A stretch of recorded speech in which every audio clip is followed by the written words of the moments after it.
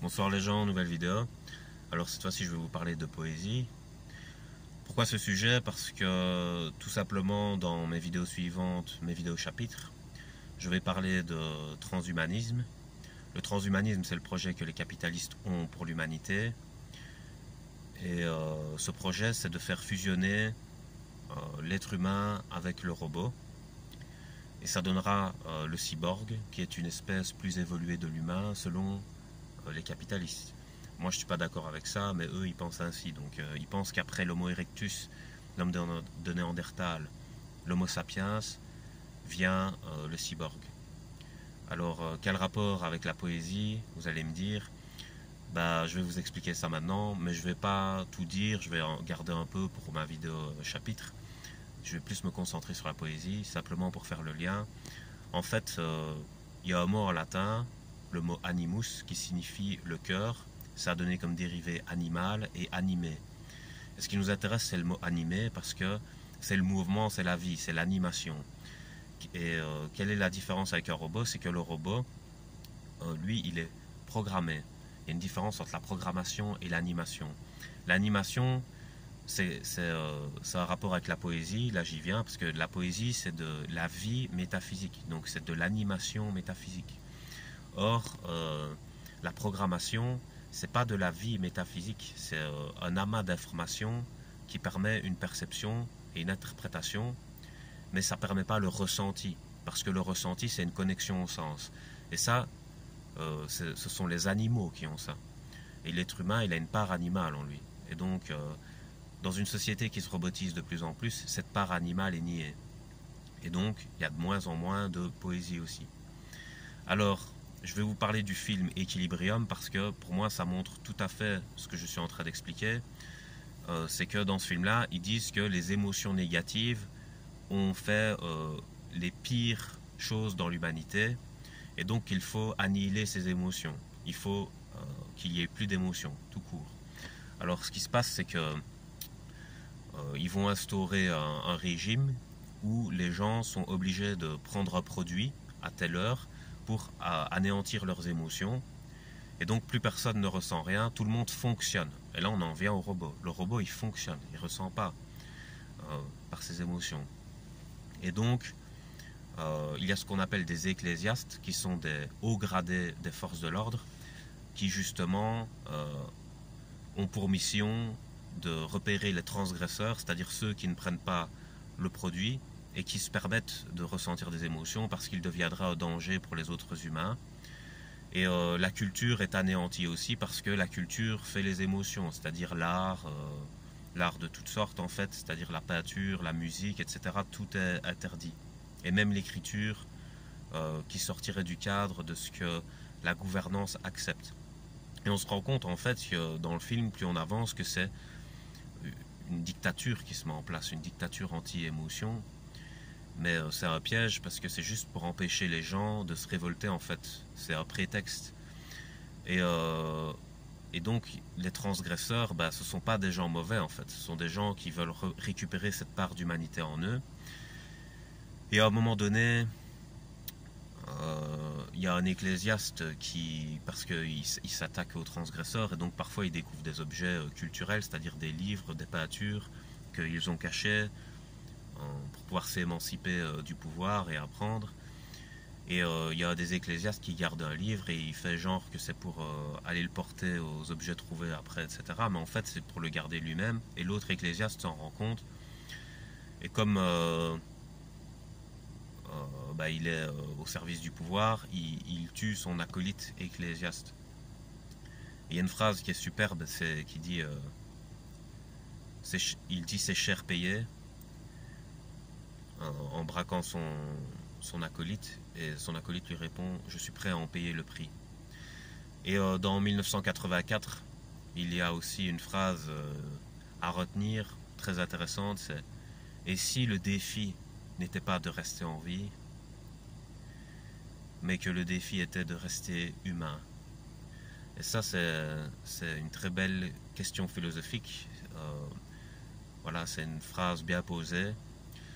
Et justement, je voulais vous faire partager une musique pourquoi je vais vous faire partager cette musique, pardon, parce que je trouve que même dans l'industrie de la musique, on décompose la musique de sa nature, on lui enlève l'essence justement qui connecte au sens, et on est plus dans la musique superficielle, consommée rapidement, et qui fait plus naître de vraies émotions, c'est-à-dire qu'on est encore dans la programmation, dans la fonctionnalité, et on est dans l'interprétation du ressenti. C'est ça que j'ai oublié de dire aussi, parce que dans Star Trek, Data, il est programmé, donc il ne ressent pas, mais il est programmé pour interpréter le ressenti. Et je ne sais plus qui avait dit ça, je ne sais plus la phrase exacte, mais en tout cas j'ai retenu l'idée, l'essentiel c'est que on est déconnecté à notre époque de nos émotions et on s'imagine ressentir alors qu'on ne sait même plus ce que c'est en fait. On imagine ressentir, on ne ressent plus vraiment. Et donc, la révolution poétique, j'appellerais ça, parce que dans la poésie, il y a une révolution justement par rapport à cette imposition de vouloir nous transformer en objets utilisables et jetables. C'est de se dire que la valeur humaine est plus élevée que ça en fait, et donc qu'il faut quand même valoriser le ressenti pour créer une vraie harmonie humaine. Et dans la musique c'est pareil, c'est-à-dire qu'il y a de la musique, disons-le clairement, qui est très mauvaise, c'est-à-dire qu'elle ne stimule pas correctement le ressenti, qu'on est dans le superficiel, et donc parfois il y a des artistes pas très connus ou quoi, parce qu'ils sont pas dans l'ère industrielle du fast-food et qu'ils ne sont pas à fond dans la publicité, mais qu'ils font l'art comme il doit être fait.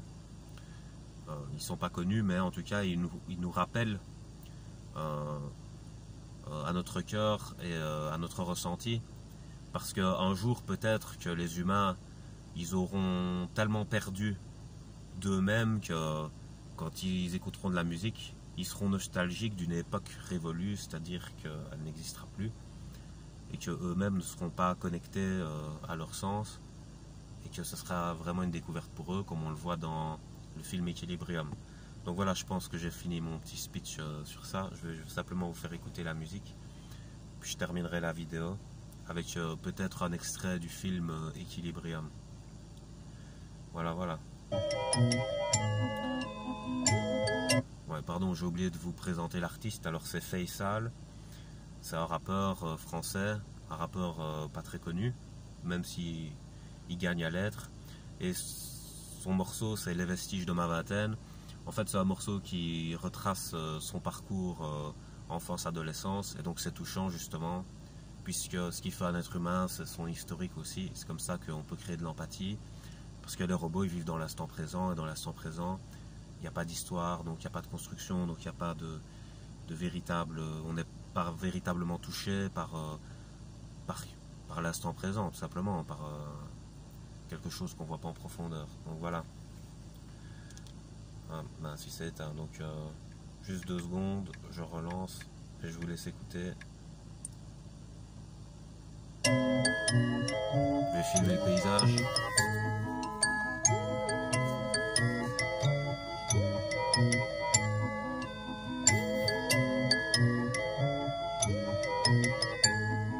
Année 83, le crépuscule de mon récit, celui d'un gamin roi qui véhicule dans l'indécis l'innocence de ma naissance, révéler mes sens insensés, je voulais avaler l'adolescence, l'essence de ma vie que je déballe sans m'enfuir, la renaissance d'une envie, pour ces balles de cuir, pour ces jeux interdits et ces marelles sous le préau, étourdis par l'enjeu, les querelles furent un fléau, assis sur mon pupitre, bon vivant ou mal luné, souvent les démons m'allumaient. Derrière les vitres, rêveur sur un tricycle ou dans un bac à sable, indicible, impérissable, ses saveurs ne se recyclent. Ce moment impassible, paisible ou monotone, autonome et sensible aux faveurs de l'automne.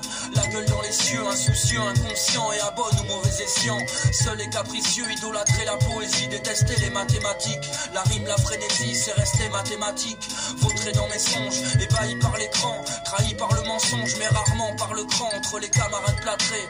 Le rimel versé en retrait dans nos barricades, les mascarades se renversaient. L'attrait, l'incandescence, les héros, les médisants, c'est mes réminiscences de 0 à mes 10 ans. Les vestiges de ma vingtaine, les vestiges de ma vingtaine, c'est des vertiges par centaines, c'est des vertiges par centaines. Du sucre sur un sac à dos, du sucre sur un sac à dos, des joies d'ado à foison et du poison dans un cadeau. Les vestiges de ma vingtaine, les vestiges de ma vingtaine, c'est des vertiges par centaines, c'est des vertiges par centaines. Du sucre sur un sac à dos, du sucre sur un sac à dos, des joies d'ado à foison et du poison dans un cadeau. Et arrive le collège, impartial de Vauban, sacrilège, ce sont mes initiales sur vos bancs. À temps partiel, élève modèle, amoureux de Rachel, à tendance en trêve un modèle, heureux même en bas de l'échelle, cartable sur l'épaule, sourire aux oreilles, courir ou pas, c'était pareil, loin de l'oseille, du monopole, instable et morveux, je baillais aux corneilles, bataillais pour de meilleurs vœux, quand l'œil s'émerveille, du grain de voix de Denis, de la spéciale à Renault, un brin de génie, moi, social, parano, mal à l'aise et susceptible, franchement, le malaise fut-il perceptible dans mes derniers retranchements,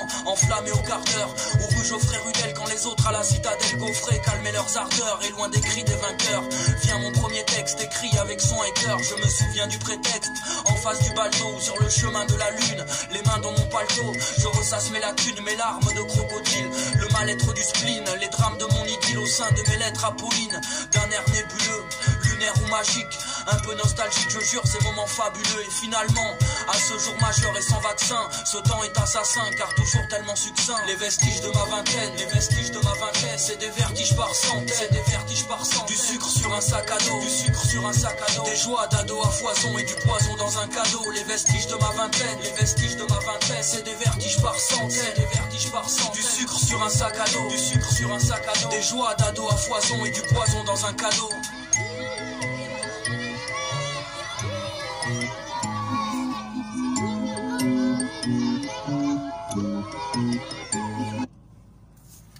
Voilà, désolé, je vais pas vous mettre l'extrait dans cette vidéo, mais je vous mettrai l'extrait à part parce que j'ai plus de batterie, donc je risque de foirer la vidéo tout simplement. Donc je vous laisse passer une bonne journée.